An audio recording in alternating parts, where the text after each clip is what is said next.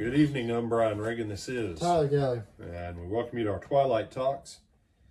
And tonight, as we continue to look at some people who got it wrong, we are in 2 Kings chapter 5, verses 19 through 27. And then he said to him, "Go in peace." So he departed from him a short distance. But Gehazi, the servant of Elisha, the man of God, said, "Look, my master has spared Naaman the Syrian, while not receiving from him in his hands what he brought. But as the Lord lives, I will run after him and take something from him." So Gehazi pursued Naaman. When Naaman saw him running after him, he got down from the chariot to meet him and said, "Is all well?" He said, "All is well. My master has sent me, saying, Indeed, just now 2 young men of the sons of the prophets have come to me from the mountains of Ephraim. Please give them a talent of silver and 2 changes of garments." So Naaman said, "Please take 2 talents. And he urged him and bound 2 talents of silver in 2 bags with 2 changes of garments, and handed them to 2 of his servants that carried them on ahead of him. When he came to the citadel, he took them from their hand and stored them away in the house. Then he let the men go, and they departed. Now he went in and stood before his master. Elisha said to him, "Where did you go, Gehazi?" And he said, "Your servant did not go anywhere."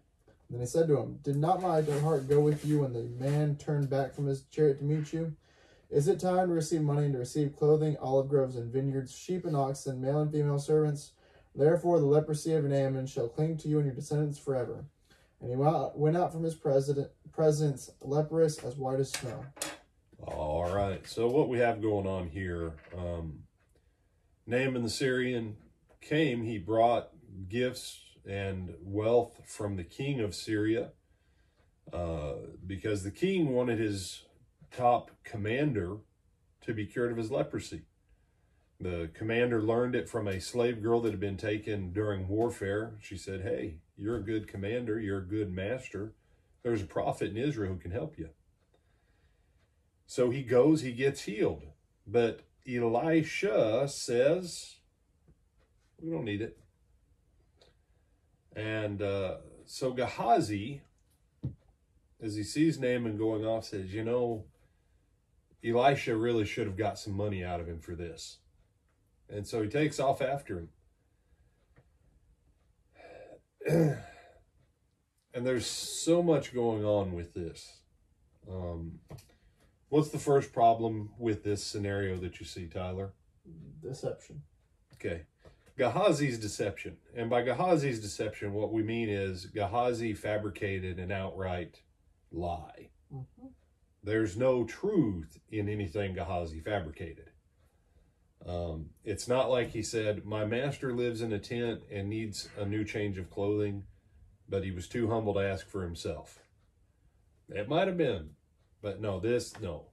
Okay, so problem number one, he doesn't take a truth and warp it. He just crafts an out-and-out lie. So that's problem number one. Problem number two, what's the other problem that you see with this, Tyler? He's getting for himself, not getting for God or Elisha or anybody else. It's all for him. Yeah. This was never. His motive doesn't even line up with his lie.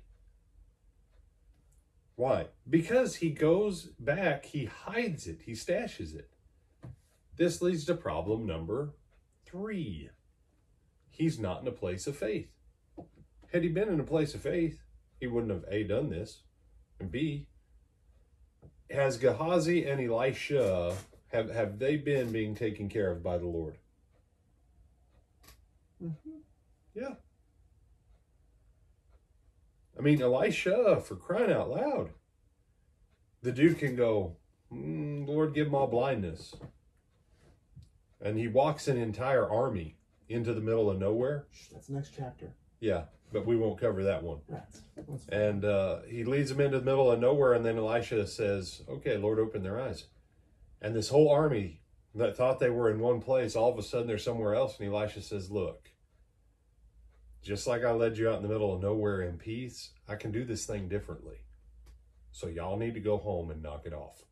Isn't there another one where he leads them into the middle of like the capital city and they're completely surrounded by the army of either Israel or Judah or something?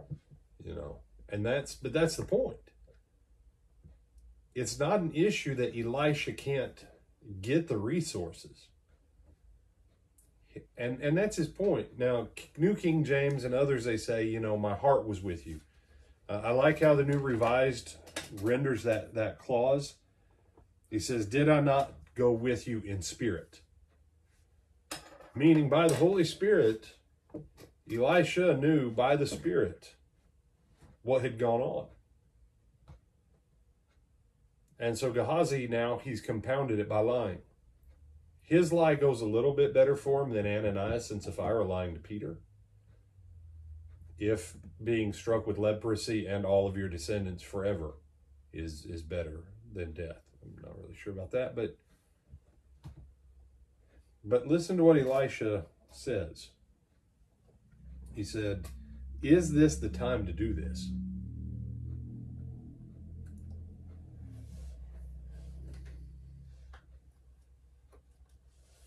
Think back to Abraham and the king of Sodom. The king of Sodom says, keep all the stuff. And Abraham says, no. Not even one shoe latchet from you, dude. He said, other than what the guys already eat, no, you take it all. It's your city, it's your spoils. I don't want any of it. Why? Lest you should say. See, Elisha was trying to make a point about the difference of his God, his prophecies, his prophets, to a people that had conquered them and establish a line of respect, but also to establish something with the king of Israel. There's a lot going on here, and Gehazi missed the whole picture. And Elisha's point, look, dude, this isn't the time to be taking money for this. We are sending a stronger message by saying, you keep your stuff. Our God is big enough. Our God is capable.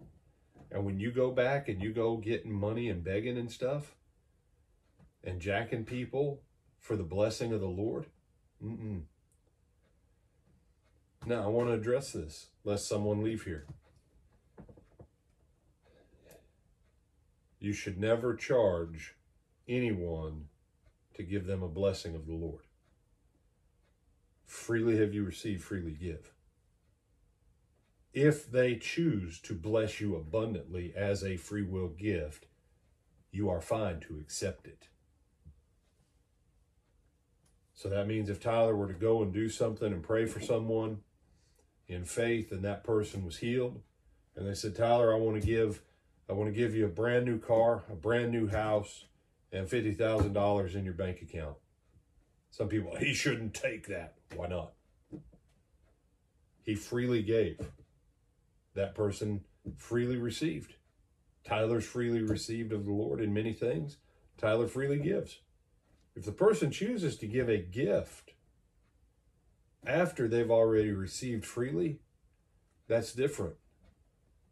What was going on here? Elisha refused to be paid to bless. And Gehazi wanted to jack it. Don't ever dog someone because someone out of gratitude to the Lord decides to bless the person through whom it came. But if you're the person through who it comes, don't set a price tag on the blessings of the Lord that come through you. A lot of different things going on in this passage. Some other thoughts, my brother? No, sir. You sure? Yes, sir. You don't have any thoughts about Gehazi? I think he must have been a pretty fast runner. Apparently. You know, you say, well, Naaman couldn't have been that far off. I don't care. Catching up to horses, barefoot, yeah, not the easiest thing in the world. Like we said, he had to have had a retinue being he's a general and he's having to come all the way over here from Syria. Yeah. Yeah, he probably didn't come just by himself. Mm-hmm. You know. So, yeah, generals generally don't drive by themselves in occupied territories. So, with that, I'm Brian Reagan. This is Tyler Kelly. And we invite you to like, comment, share, and subscribe. See you in the morning.